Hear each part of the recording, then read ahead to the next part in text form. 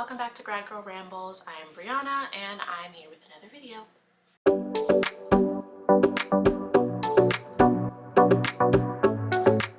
So today I just wanted to talk about reasons you should not become a school psychologist. And I want to preface this with any field, any career is going to have its pros and its cons. But as someone who is being trained to be a school psychologist, I just thought I would share some things that aren't necessarily cons, but something you should consider if you are interested in school psychology. The first one I think is, I would hope, pretty obvious, but you should not become a school psychologist if you do not like children. If you don't like kids, that is a huge problem. The title itself, school psychologist, you're in schools. Who do you think are in schools? Kids.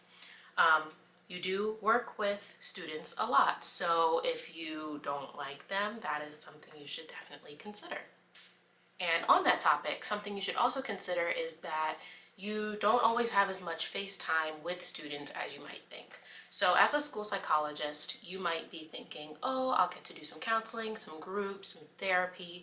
That is not typically the case. If you are interested in doing counseling as majority part of your job, you might want to consider school counseling. Depending on the district or the state, it varies significantly across districts, states, different schools even, what the school psychologist does. And a lot of the times when you're working with students, it's during special education evaluations. So when you're doing assessment with students, you're really kind of working with them in a very short amount of time, and it's not probably to the extent that one might expect. Some school psychologists have it worked out so that they do their evaluations for part of their time, but they also have like counseling caseloads. It's just important to be aware of that because you may expect that because psychologists typically outside of schools, work in one-on-one group capacities, but in a school, that one-on-one face time you're getting with students a lot of the time is during an assessment or an evaluation. So just be mindful of that. Another reason is that there is currently a heavy workload for school psychologists. Across education in general, everyone kind of has a lot of work to do, but in school psychology, the National Association of School Psychologists recommends that school psychologists work in a ratio of 1 to 500. So that's one school psychologist for every 500 students. And ideally, that would kind of be where you're at. Unfortunately, because there is a shortage of school psychologists, that ratio is not being met in most places. I think in 2021, a survey of school psychologists across the country, I think the national average was 1 to 1,200, which is almost 3 times as many. My current practicum setting with my supervisor, she serves almost 1,900 students, and then there are some school psychologists who serve way more than that. So that ratio does not mean that you are doing evaluations for every student kind of under your care. So if we're looking at the recommended 1 to 500, that doesn't mean that you're doing evaluations for 500 students. That just means that you are, I'll say, responsible for evaluating those students should they need your services. So that's general education students, that's students with IEPs, it's all of them. That con or consideration kind of rolls into a pro, which is that there is a shortage, so there are a lot of jobs out there, which is definitely something to also consider. And with those ratios, a lot of the times it's not just at one school. So 1 to 500, 500 could be one school, or in my case, my supervisor is 1,900 students. It's a high school, but it's also one school. But for some places, so say those places that have like 5,000 students for one school psychologist, a lot of those times, those are more rural areas where access to a school psychologist is a little more challenging. So you may be placed in different schools, and that just might be the total number of students that you're working with across however many schools, 3, 4, 5, however. But typically, school psychologists, if they're not in one building, they are in several, which means that you also are not working full-time in one building, which kind of wraps into my next consideration. If especially you don't work in just one school building, sometimes you don't have a set workspace.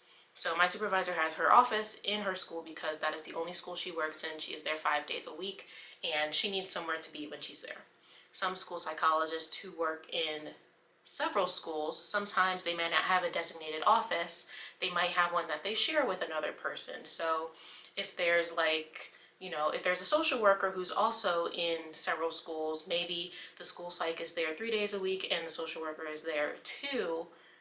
The days that you're not there at the same time, you might share that office. Sometimes there's not even an office. Some school psychologists kind of just float around the school as they do their work, which I think makes it very difficult when you are doing testing because you don't have that designated space. So trying to find somewhere to work with students can be very difficult. So just be aware of that. Sometimes you are just going to be floating around the school and you will not know where you're going to be working each day, kind of as you just figure it out. Another thing that I think is really important is that school psychologists do not work alone. You work on multidisciplinary teams. You work with social workers, speech pathologists, OTs, PTs, special education teachers. You work with administrators. And when you're making these special education decisions, contrary to popular belief, the school psychologist is not the person who makes a decision on their own. So a common misconception is that the school psychologist is a gatekeeper to special education services. And I don't like the word gatekeeper because, one, our job is not to, deny, or single-handedly make these decisions ourselves. But it seems like the school psychologist is the only one who is ever called the gatekeeper. And while I understand why that is, it makes it very difficult when there are people who don't agree with the decision that is made by the team, but kind of as the school psychologist, you kind of are the leader of that team and you kind of are the one that people associate with those decisions. And on top of that, working with multidisciplinary teams, you work with several people who are getting to know the students, several people who already know the students better than you do. And if you don't work well on teams in that way, this might be a very difficult role for you. The last thing I would say is that there's a lot of report writing. So a lot of the times you could probably spend a week just working on reports and not seeing a single soul. You could probably close yourself in an office or whatever room that you're in and just write reports. Reports take so long to put together, no matter how many templates you have, because every evaluation is different. It has different components to it. Some students, when they're being evaluated, this is the first time they've ever been evaluated by anybody. So it's really important that they are very comprehensive and they make sense to the parents and any other stakeholders who may be reading them. But maybe for other students, they've already had like a neuropsych report. So you're also kind of integrating information from that report and information that you've collected, and you got to make it make sense. And for a lot of people, the paperwork is probably their least favorite part because it is time consuming and a little mind numbing. And sometimes you just really have to sit there for hours and just kind of chug out these reports. But like I said, I don't think that these are cons necessarily. They're just something to consider. And if you're interested in school psychology, they are very real things that practitioners in the field have to navigate every day. So, that being said, those are the considerations I have, and there are definitely many more, but I think those are the ones that, especially now that I'm not independent in my practicum, but I get to collaborate more with other members of the multidisciplinary team, and I'm working a little bit more independently than I was in prior years, and so I kind of feel like I'm seeing more of it. And I think at the end of the day, one of the biggest considerations that I didn't mention is just that school systems are very political. Every field has their own set of politics, but education is just a mess and a half.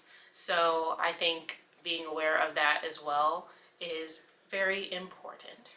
So, that being said, I will be doing a video of why you should become a school psychologist as well. I'm not just going to leave all of these negatives out in the world, but I wanted to share that because it was something that I was thinking about. But I hope you enjoyed this video. Hopefully it gave you something to think about. And if you are a school psychologist or training to be a school psychologist, leave a comment with some considerations that you thought of or you didn't know you needed to think of in your own training. So I will catch you later. Bye.